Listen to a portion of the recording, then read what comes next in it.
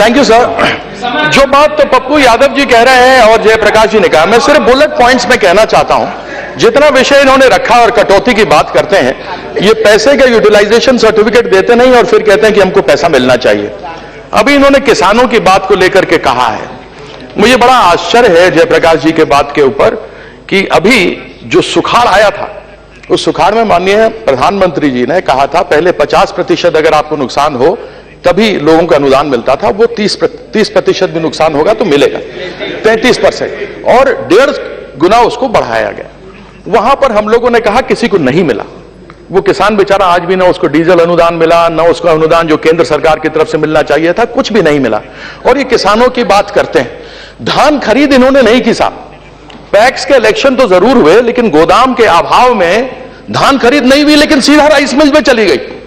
और यही कारण है कि 3 दिन पहले वहां की सीएजी ने कहा है कि 40,000 करोड़ का घोटाला हुआ है धान खरीद के अंदर। उसके लिए कौन जवाब देगा? इन सब विषयों को अवश्य जवाब। देखिए, चिल्लाने से नहीं होता है, चिल्लाने से नहीं होता, बात सुनने से होता है। इन्होंने कहा गंगा में गंदगी है, बिहार में गंदगी, वहां कोई इंडस्ट्री नहीं है, गंदगी क्या होगी? सीवर लाइन ने ट्रीटमेंट प्लांट बनाए नहीं, जो गंदगी है सीधा गंगा में डालते हैं और गंगा मैया की पूजा हम लोग छठ पे करते हैं। यह परिस्थिति इन्होंने बना के रखा है। 1,65,000 करोड़ का पैकेज तो मिला, लेकिन कोई योजना आज तक आगे बढ़कर के इन्होंने दी नहीं कि जिस विषय के ऊपर हम आगे कुछ कर सकें। भूकंप में एनडीआरएफ की केंद्र की टीम तो गई, लेकिन जिन लोगों को लाभ मिलना चाहिए था उनको लाभ नहीं मिला। मैंने किसानों के हित के लिए कि उनको उनका अनुदान मिले वहां प्रदर्शन किया तो मेरे पर एफआईआर कर दिया। अभी इन्होंने 4 एफआईआर हम पर किए, 3 पहले किए थे, सब 12 साल के बाद हम उसमें से निकल चुके।